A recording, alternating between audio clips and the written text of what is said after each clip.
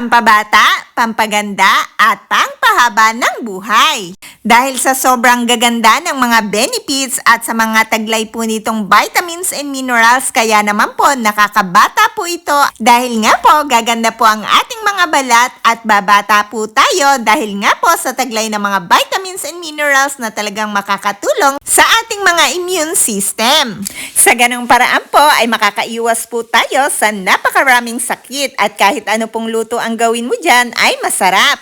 Ano-ano nga po ba ang mga benefits na makukuha natin sa salmon? Ang salmon po ay napakayaman sa omega-3 fatty acid. Ano naman po ba ang maitutulong ng omega-3 fatty acid sa ating katawan? Essential po iyon para sa ating mga heart, pati na rin po sa brain at sa mga inflammation natin sa katawan. Kaya naman po, pag kumakain po tayo ng salmon, ay nakakatulong po yan sa ating brain, heart, and inflammation. Kaya naman po, kung gusto mo pong makaiwas sa napakaraming sakit sa puso, ang salmon po ay tamang-tama po para sa'yo. At napakaganda nga din po nito sa ating mga brain. Kaya po, kung gusto mong mas malinaw ang iyong pag-iisip at lagi ka pong alerto, ang salmon po ay tamang-tama din po para maging alerto po palagi tayo. At kung ikaw naman po ay naghahanap ng anti-inflammatory dahil marami kang inflammation sa katawan, ang salmon din po ay merong anti-inflammatory properties na talaga namang matutulungan kang mabawasan ang pagkakaroon mo ng maraming inflammation sa katawan. At paano nga po ba nakakatulong sa ating heart health ang pagkain ng salmon? Dahil mayaman po yan sa omega-3 fatty acid na tumutulong para ma-lower po ang ating triglycerides. Yun po ay nakakatulong para ma-lower ang ating mga blood pressure pati na rin po and bad cholesterol. Sa ganong paraan po ay mababawasan po ang pagkakaroon natin ng sakit sa puso pati na rin po ang pagkakaroon ng stroke at arrhythmias. At nabanggit ko po kanina na nakakatulong po sa brain function. Paano nga po ba nakakatulong ang mga salmon sa ating mga brain function? Sumusuporta po siya sa cognitive health and memory. Kaya naman po may tulong din po yan na pabagalin po ang pagkakaroon natin ng edad. Dahil nga po sa taglay niya na anti-inflammatory pati na rin po ang omega-3 fatty acid na nakakatulong para tayo po ay mas maging bata. Kaya po, kung gusto mong bumata, ay mas piliin mo po ang mga pagkain na mayaman sa vitamins and minerals at may taglay din po na anti-inflammatory ang salmon. At maraming mga benefits na makukuha na nakakatulong po para ma-reduce ang mga inflammation natin sa katawan at mababawasan ang pananakit ng ating mga kasukasuhan.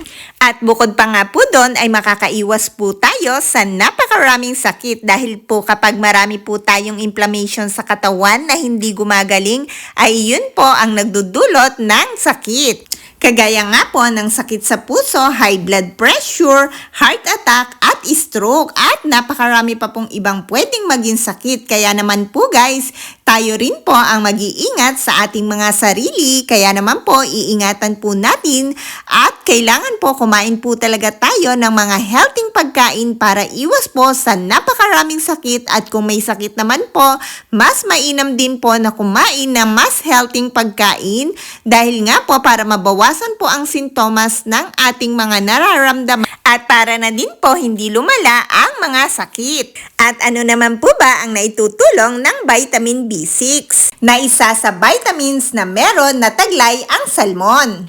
Ang vitamin B6 po ay tumutulong para mag-produce ng serotonin at melatonin para ma-improve po ang ating rest. Kaya naman po makakatulog tayo ng quality. Kaya po kung ikaw ay hindi ka po nakakatulog or may insomnia ka, ang salmon po ay tamang-tama para sa'yo. At ang vitamin D naman po na taglay ng salmon ay tumutulong naman po sa ating mga buto dahil may selenium po yan na maganda sa ating mga immune support. At dahil naman po sa taglay niya na omega-3 fatty acid ay may support po yan para sa collagen production na napakaganda po sa ating mga skin, sa buhok, pati na rin po sa ating mga nails. At meron pong high quality ng protein ang salmon. At ano naman po ba ang naitutulong ng protina sa ating katawan? Nakakatulong po iyon para sa ating mga muscle at tissue para ma-repair. Kaya naman po, napaka-importante po talaga ng protina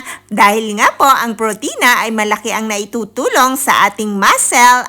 Kaya po, super healthy po talaga ng salmon na isda dahil nga po sa taglay nitong mga vitamins and minerals na talaga namang malaki ang maitutulong sa ating kalusugan at makakakuha po tayo ng napakaraming benefits, hindi lang po isa, dalawa at napakarami pa po. At talaga pong ang salmon ay talagang kahit ano pong luto ang gawin mo dyan ay sobrang sarap po talaga at malinamnam.